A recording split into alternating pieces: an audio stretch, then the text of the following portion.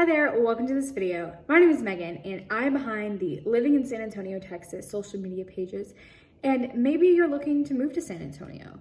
And that's why I created this, because I want to show you the best places to live, the best things to do in the city, and exactly what it's like to live here so you can make an intelligent decision and see if this is really the city for you. And in this video, I'm going to tell you a special story of how I manifested my dream luxury apartment in San Antonio, Texas at 18 years old. Because if I could do it when I was 18, then you can do it at whatever age you are. No matter what happens, you can find a home that is right for you. So let me just get into it.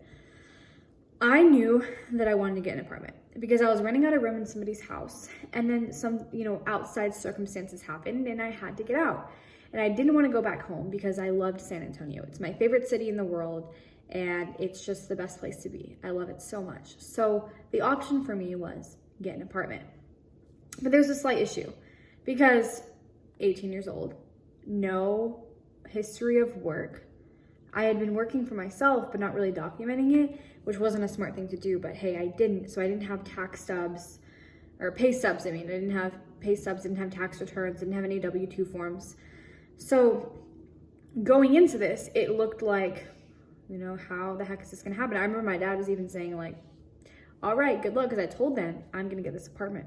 And that's where it begins, is because I had the determination. I knew that it didn't matter what it said on paper, that I was going to get an apartment because it had to be.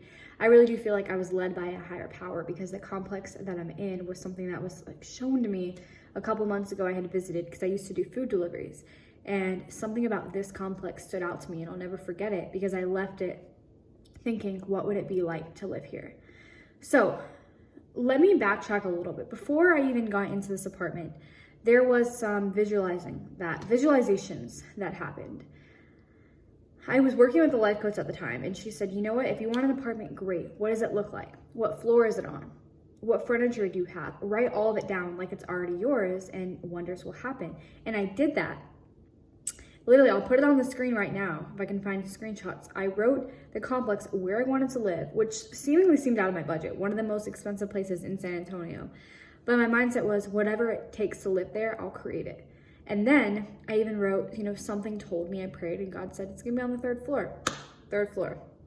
That's where I'm on right now, in that same complex. So there's visualization that happened that painted the dream, and then I followed through.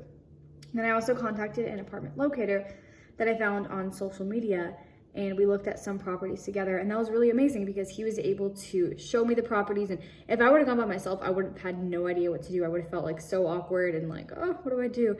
But the fact that I had a realtor to guide me by my side was really helpful because he planned everything. He planned the units we were going to look at. He was able to negotiate special deals, and it was awesome. And plus, I can also support him in his business because he'll get a commission from the fee. The great thing about having a realtor is, it's free. I didn't pay him to do it, but the apartment complex paid him a commission whenever I signed the papers and paid for the apartment. So when I went to fill out the papers, the complex was like, great, you're pre-qualified, but we just need proof of income. And I was like, well, you see, I have the money in my bank account. I can show you my bank account. I'll offer to pay the first and last month's rent, but I don't have a history of work because I'm 18 years old, although I didn't tell them that. But I just told them I've been self-employed and I didn't really document it right. And they're like, yeah, no, that's totally fine, but we need something. We need a proof of income. So what really happened is it was a lot of negotiating back and forth. And I was telling them, you have to have a lot of understanding and patience. And I was saying, you know what? I totally understand that it would be so much more efficient if I had all the proof of income ready for you and I had pay stubs or a W-2 form, but I just don't have that. However, I can get you something else that can be just as good.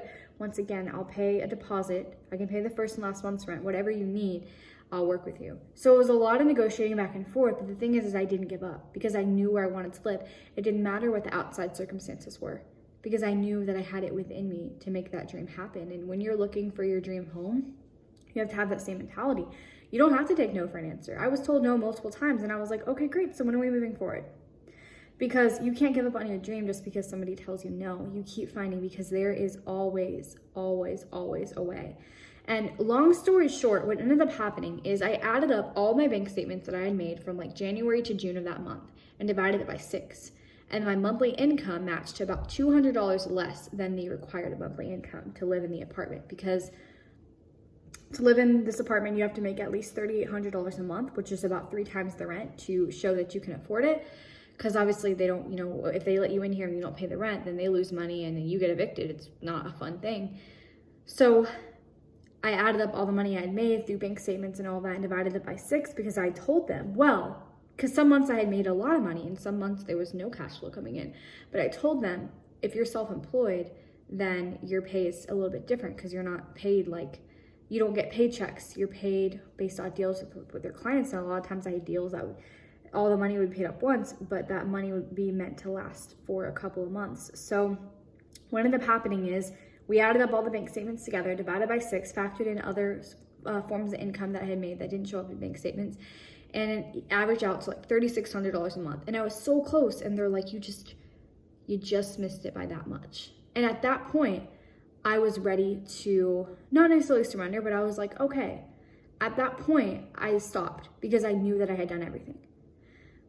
The entire day, literally from morning until evening, I was working, trying to, get all this stuff together, talking to people, consulting with people, trying to figure out what I could do. And that was the last resort. And I said, you know what? There is no other way. If it doesn't work, then at least I tried my very best. And I know that saying no to one thing is saying yes to much more. So I sent them an email back and I said, you know what? Thank you so much. I'm so sorry that this was such an inconvenience for you.